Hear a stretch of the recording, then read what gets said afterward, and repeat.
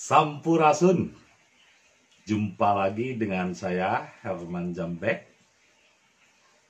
Kali ini saya akan membahas tentang katanya fitnah itu lebih kejam dari pembunuhan. Katanya fitnah itu lebih kejam dari pembunuhan. Tapi sebelumnya seperti biasa, yuk mari kita ngopi, ngobrol perihal iman, ngobrol perihal Islam.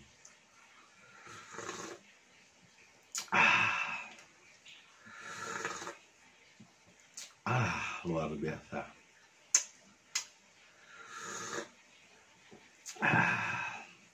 Dengan ditemani rokok ya, Sampurna Mil. Santai saja ya, jangan terbawa oleh emosi, jangan mudah menghakimi, jangan pakai nafsu, slow, pakai logika yang benar, pakai rasa perasaan yang tenang, jangan mudah terbawa emosi. Dengarkan dulu, ini tabayun.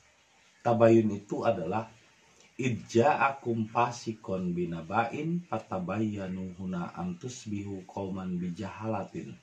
Jika datang suatu berita dari orang-orang yang hatinya bengkok, yang hatinya iri, dengki, yang hatinya ada maksud ingin menjatuhkan dan lain sebagainya, maka periksalah berita tersebut, jangan mudah menghakimi.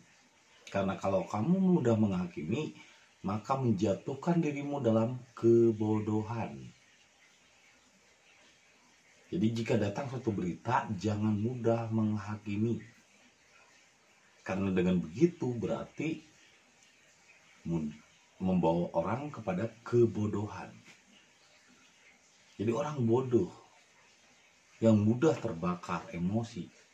Makanya benar kata Rasul, jangan sekali-kali kamu mengkritik orang yang bodoh. Karena apa?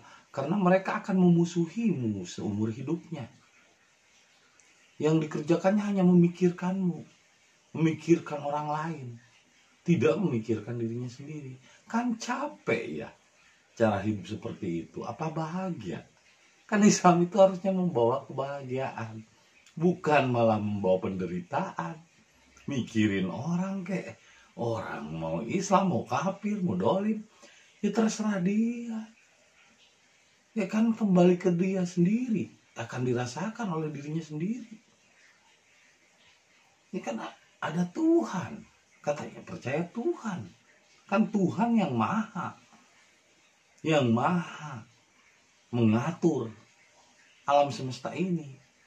Atau jangan-jangan Anda telah menjadi Tuhan yang mengatur orang lain. Ini permasalahan yang terjadi. Banyak manusia yang bertingkah pola seperti Tuhan, seolah-olah dirinya Tuhan yang mengatur segalanya.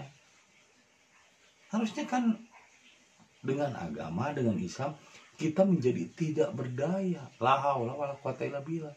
Ini kok kenapa jadi pengatur? Kenapa kok jadi ngatur orang lain? Kenapa kok jadi sok-sok ngatur? Ini yang paling berbahaya di abad ini. Yang harusnya tabayun itu adalah pembuktian dari berita. Ketika misalnya ada fitnah, seliweran berita yang nggak jelas, harus dibuktikan dulu dengan cara dialog yang tidak menghakimi. Ini kok dihakimi, katanya tabayun, kok menghakimi, kok menyalahkan. Nah ini yang sayang, nggak habis pikir. Makanya malulah jangan ngaku ulama, karena kenyataannya bukan ulama, tapi ahli kitab. Ulama itu bijaksana dalam memutuskan. Saya berpikir sih ketika katanya mau tabayun MUI, saya pikir bijaksana gitu. Ya karena ketika media massa salah dalam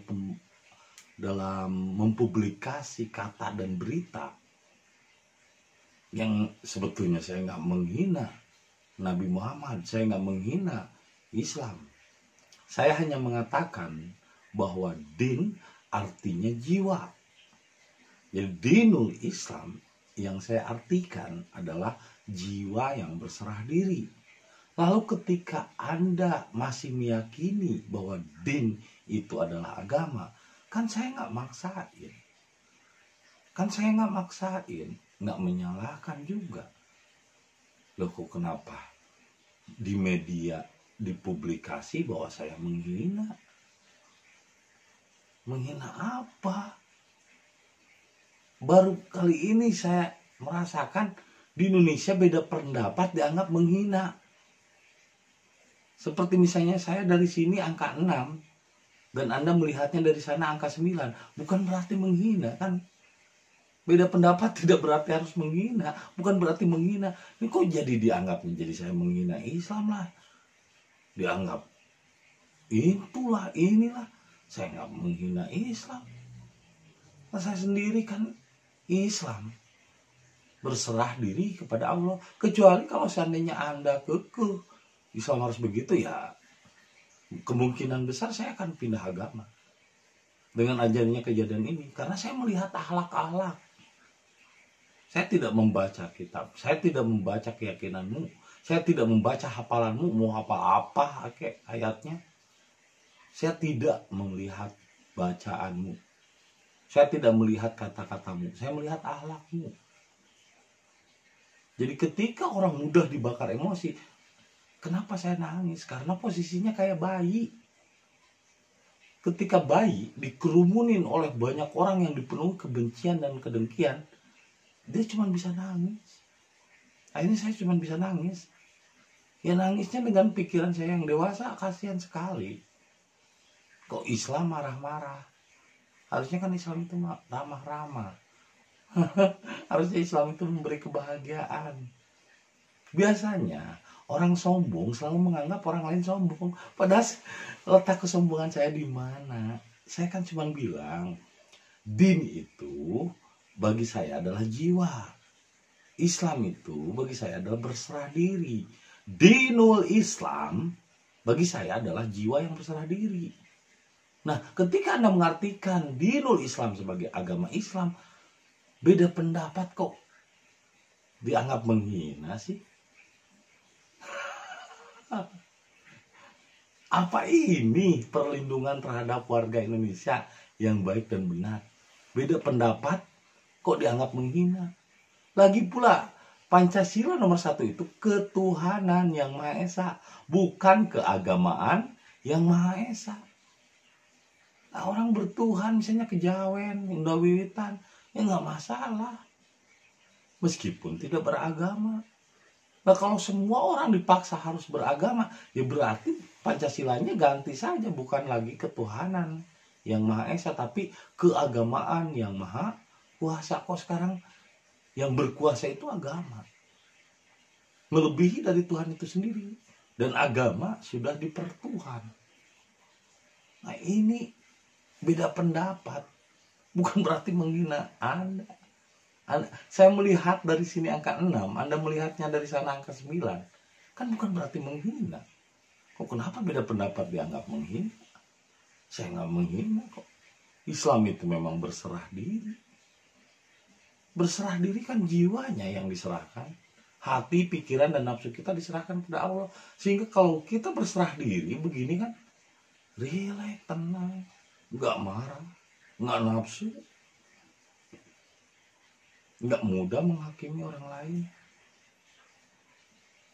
Ya harusnya kan ulama itu bijaksana. Saya pikir ketika katanya mutabayun, ya posisi ulama itu harusnya meredam kemarahan umat yang salah tafsir.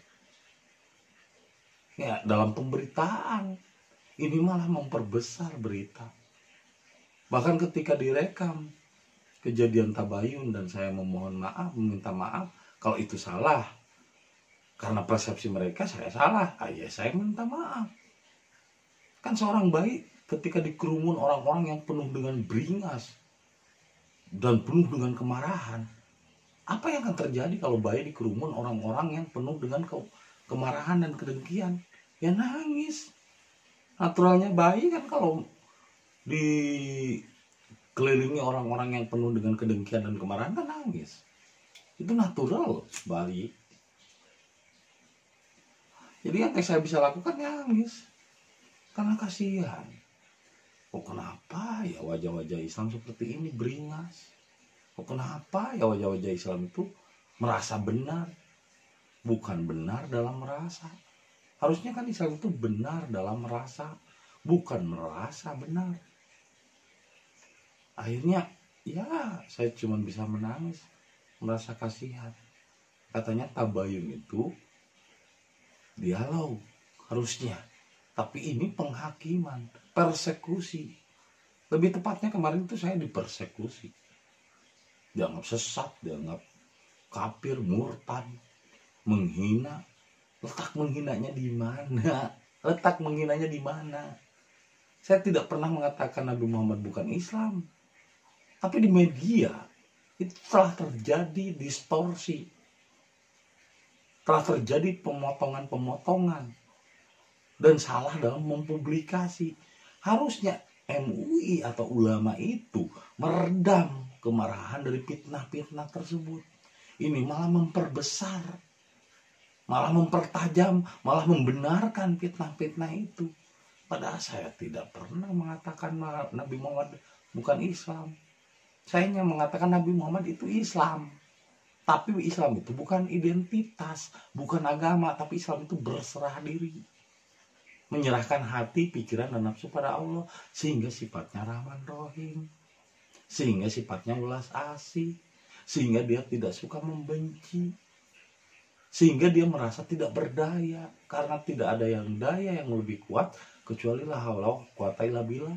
Ini katanya la haula wala quwata illa billah. Tapi itu kenyataannya, kekuatannya itu adalah karena bersama. Karena banyakan menyerang seorang.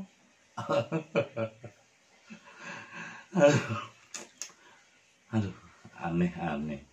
Berani karena banyak. Banyakan, keroyokan.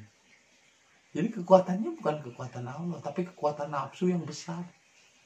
Kekuatan api yang sudah membakar. Apa yang bisa saya perbuat di hadapan api yang sudah membakar? Seperti kisah Ibrahim. Ya hanya menyerah akhirnya. Dan ketika saya menyerah, saya merasakan diri saya sebagai bayi. Bayi ketika dihadapkan dengan orang-orang yang dipenuhi dengan kebencian. Orang-orang yang dipenuhi dengan kemarahan. Marah kepadanya, ditujukan kepadanya, apa yang bisa dilakukan bayi? Cuman menangis. Karena bayi tidak berdaya. Mau didolimi, ya silakan. Mau diapain, ya silakan, bayi tidak berdaya. Harusnya fungsi Islam itu seperti itu. Membuat orang tidak berdaya. La haula wala quwata illa billah. Tidak ada daya dan upaya kecuali kekuatan Allah. Tapi itu katanya. Kenyataannya, daya-daya yang dimilikinya adalah daya-daya hewani. Nafsu supiah, ngamu, merasa paling benar, merasa paling hebat, merasa paling hafal tentang Tuhan. Hafal. Tuhan itu namanya Allah. Udah ketemu belum? Sudah merasakan belum kehadirannya? Memang Tuhan tidak bisa dipelajari sama akal. Tidak bisa diketahui oleh akal. Tuhan itu Allah itu kan cuma diketahui sama akal. Sudah dirasakan belum kehadirannya? Karena jika ada kehadiran Tuhan dalam diri seseorang, maka dia tidak akan mudah dibakar oleh fitnah. Tidak akan mudah dibakar oleh kemarahan. Ketika orang mudah terbakar jiwanya oleh kemarahan, oleh berita, oleh fitnah, berarti tidak ada Tuhan menyertai dirinya. Karena Tuhan tidak bisa dipelajari, tidak bisa dihafalkan, tapi kehadirannya bisa dirasakan, dalam rasa diri kita yang tenang dan damai. Ini kok Islam katanya tenang dan damai, kok marah, anggap sesat. Di mana letak tenang dan damainya? Di mana letak Islam memberi kebahagiaan? Katanya Islam memberi kebahagiaan, kok malah memberi penghakiman, kok malah memberi penyesatan, fitnah kok bukannya diredam tapi malah diperbesar. Ketika di video ya saya persilahkan, ternyata katanya untuk publikasi pribadi intern, kenyataannya kok malah diposting, disebarluaskan.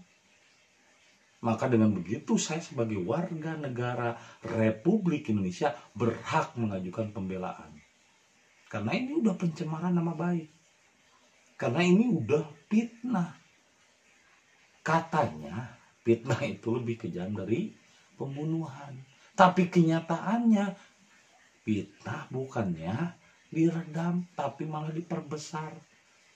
Dipublikasi lagi dengan berita-berita yang simpang siur yang saya dianggap menghina Nabi Muhammad. Kapan saya menghina Nabi Muhammad? Kapan? Apa? Coba perhatikan semua video saya. Adakah satu kata saya menghina? Beda pendapat ya bukan berarti menghina, bro. Saya dari sini angka 6, Anda dari sana angka 9, bukan berarti menghina. Ini saya harus luruskan. Ya. Ini makanya saya nanti akan membawa pengacara karena ini serius kasusnya. Difitnah. Lama akhirnya didiamkan. Tadinya saya pikir selesai gitu, saya minta maaf ya udah selesai. Kok diposting, disebarluaskan dan tidak diralat, kata-katanya tetap aja saya dianggap menghina. Waduh, ini kalau memang berserah itu ke dalam, tapi kalau keluar ini tetap harus diperjuangkan. Masalahnya masih banyak daya-daya hewani, nafsu-nafsu hewani. Wujudnya si manusia, tapi isi di dalam dirinya penuh dengan kedengkian, kemarahan. Nah ini yang bahaya. Ulama yang lebih bahaya dari fitnah Dajjal. Kenapa? Ya karena mereka bukannya meredam fitnah, tapi malah memperbesar fitnah, bahkan membenarkan fitnah-fitnah. Katanya fitnah itu lebih kejam dari pembunuhan. Kenyataannya, kok gemar ya? Kok hobi ya? Memperbesar masalah dan menyebar fitnah. Kok hobi? Aneh. Kok seneng gitu membuka aib orang? Akhirnya saya hilang respect. Maka mungkin saya akan pindah agama. Ini keputusan yang sudah fatal. Karena saya tidak menemukan kedamaian di dalam agama Islam. Yang ada mereka beringas, yang ada mereka suka menghakimi, yang ada mereka suka fitnah. Saya tidak pernah menyatakan Nabi Muhammad bukan Islam. Saya tidak pernah menghina Nabi Muhammad. Saya tidak pernah menghina Islam. Islam itu ya'lu wa la yu'la alaihi. Islam lebih tinggi dari apapun. Islam itu berserah diri. Saya tidak menghina Islam. Beda pemahaman, beda perspektif, beda sudut pandang bukan berarti menghina, bro. Kok kenapa ya saya dianggap menghina? Dari situ saya melihat, loh kok nggak damai ya? Ya udahlah, mungkin saya lebih baik pindah agama. Karena apa? Di Islam riweuh. Beda paham aja dianggap menghina. Beda keyakinanku dianggap sesat. Dari sini saya cuma mencari damai, mencari ketentraman, ya kan? Sebetulnya bukan mencari, saya udah menemukan, tapi kok orang-orang yang belum damai dan belum tentram ini kok mengganggu gugat hidup orang lain. Di mana letak Islam memberi kebahagiaan? Kalau di pikirannya cuma mikirin orang, di pikirannya cuma dendam sama orang, diberitakan dari YouTube saya menghasilkan jutaan, tapi pada akhirnya apa? Ya hasil penghasilan saya dari YouTube disuruh bayar untuk kiparat. Jadi ya akhirnya dipakai bayar lagi ke MUI. Ketika saya udah meminta maaf, udah gitu uang juga diambil. Padahal saya mendapatkan uang YouTube itu cuman sedikit. Cuma 4 juta 50. Dan itu hasil kerja keras saya membuat kreatif video yang membuka cara berpikir orang untuk berwawasan. Ini kok sampai dikorek-korek pendapatan YouTube dan disuruh dibayar kepada MUI, dibayar untuk membayar kiparat katanya. Kiparat atau apa saya nggak tahu lah. Ya jadi akhirnya saya jadi ilfil, jadi akhirnya ya udah, saya sebaiknya mungkin pindah agama kalau begini caranya, karena saya melihat kenyataan akhlak-akhlak orang yang katanya ulama, katanya ahli kitab yang tahu agama, tapi penuh dendam, kebencian yang harusnya ulama itu meredam kemarahan, tapi dirinya sendiri malah dipenuhi kedengkian dan kebencian. Justru dia menjadi mewakili kebencian orang-orang bodoh. Makanya benar, jangan sekali-kali mengkritik orang bodoh, karena dia bukannya akan sadar, tapi justru dia akan memusuhimu seumur hidup. Yang dipikirkannya dendam aja, memikirkan orang lain. Islam itu berserah diri, bro, berserah diri. Nggak usah mikirin orang lain. Orang mau sesat mau enggak kan nggak ngerugiin. Terus saya ngerugiin apa? Nggak pernah kan minta uang kepada Anda. Nggak pernah saya minta uang terhadap orang yang nonton YouTube. Saya nggak pernah memperjualkan ayat-ayat. Loh, kebalikannya, saya malah diminta uang penghasilan saya yang YouTube segitu-gitunya diminta lagi. Aduh. Dari situ saya udahlah, mendingan pindah agama. Mendingan pindah agama biar tidak ada lagi fitnah. Katanya fitnah itu lebih kejam dari pembunuhan, tapi kenyataannya Ali dibunuh oleh Ibnu Muljam. Kenapa? Fitnah. Ibnu Muljam hafal Quran, hafal hadis. Jadi yang hafal Quran dan hafal hadis tidak dijamin akhlaknya dijaga oleh Allah. Kenyataannya meskipun dia hafal hadis, hafal Quran, tapi beringas, terbawa oleh fitnah. Hafal itu nggak jaminan, bro. Saya hafal menu cara membuat kue, tapi kalau tidak diperbuat, tidak dilakukan, yang akan jadi kue. Saya hafal 250 km menuju Jakarta, tapi kalau cuma dibaca, cuma dihafal, nggak nyampe ke Jakarta. Jadi orang-orang yang hafal belum tentu dijamin akhlak dan perbuatannya, belum tentu dijaga oleh Tuhan. Kenyataannya mendengar fitnah sedikit, bukannya malah diredam, bukannya malah ditutup aib itu, ini malah diperbesar, dipublikasi. Apakah dengan dipublikasi itu menyatakan dirinya paling benar?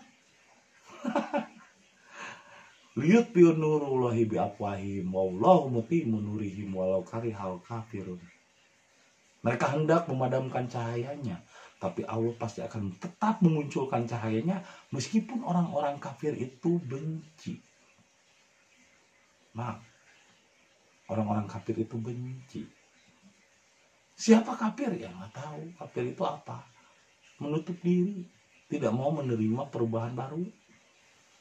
Lam yakunil ladina kafaru min ahli kitab.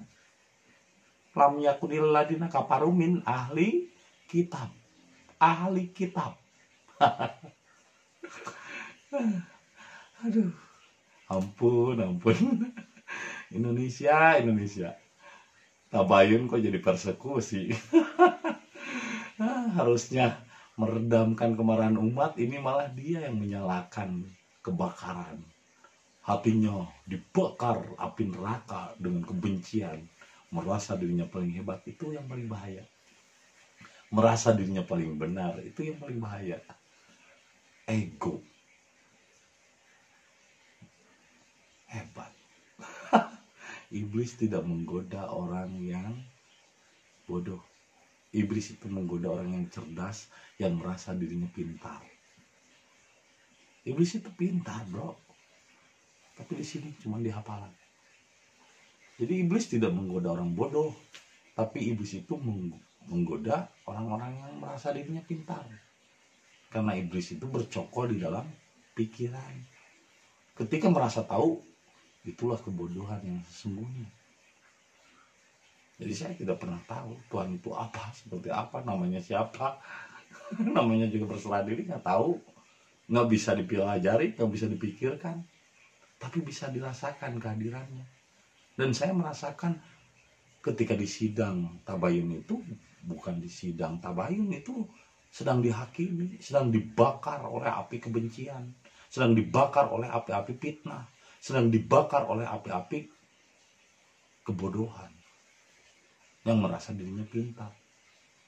Karena penuh dengan api ruangan tersebut, ya bayi yang nggak tahu apa-apa, nggak berdaya, lah awal-awal kota nangis karena gerah, karena kasihan melihat kebencian. Katanya fitnah itu lebih kejam dari pembunuhan. Katanya fitnah itu bisa melahirkan pembunuhan. Kenyataannya fitnah kok bukannya diredam, tapi malah disebarluaskan. Aib kok bukan ditutupi, kok malah dibanggakan. Luar biasa sekali. Makanya mungkin keputusan saya sudah final. Saya harus pindah agama biar lebih tenang dan damai. Mungkin saya akan pindah memilih agama Buddha. Karena ternyata saya melihat mengaku Islam, mengaku beragama Islam, mereka hidupnya tidak damai, selalu memikirkan orang lain. Kita kan di dunia itu mencari kedamaian. Kita di dunia itu kan hidup harus berdamaian, berdampingan meskipun beda keyakinan. Jangan salahkan saya kalau saya pindah agama menjadi Buddha, ya, karena saya melihat akhlak-akhlak Anda udah tua, bangkotan, tapi emosinya luar biasa. Terima kasih. Saya malah dengan banyak orang yang memfitnah, bagi saya adalah berkah, bagi saya adalah suatu anugerah, sehingga orang akhirnya mencari tahu kebenaran yang sesungguhnya. Tabayun harusnya mencari tahu kebenaran sesungguhnya. Ini malah mempertajam fitnah, malah membesarkan fitnah, malah memanjangkan masalah. Saya tidak akan takut. Camkan itu. Saya tidak akan takut dan saya akan melawan. Ini negara hukum. Tidak bisa memandang sebelah mata. Dan saya pun punya pengacara-pengacara handal yang siap membantu. Kita lanjutkan, oke? Jangan dendam dong. Jangan memperbesar masalah. Slow, tenang bro. Nanti juga saya akan keluar dari Islam kok. Saya akan pindah agama. Karena di dalam Islam banyak orang-orang munafik yang berbicara nyelocos kayak bener, tapi hati dan pikiran dipenuhi dendam dan kemarahan. Dan terima kasih, karena dengan itu saya belajar, dengan itu saya melihat kenyataan, dengan itu saya melihat bukti bahwa saya harus pindah agama. Karena bagi saya nggak masalah agamanya apa, yang penting hatinya penuh kasih sayang, yang penting jiwanya damai. Karena itulah refleksi jiwa kita setelah matinya. Kasihan, mereka menganggap dirinya tidak akan mati, hidupnya nggak tenang dan selalu memikirkan kesalahan orang lain. Tenanglah, cobalah relax, jangan dipenuhi oleh kedengkian, hasut, dan dendam. Ya, santai, ya, damai. Terima kasih atas kesediaannya menonton video saya, dan jangan lupa kopi ketika otak perlu inspirasi. Sampai jumpa lagi di video-video berikutnya. Sampurasun.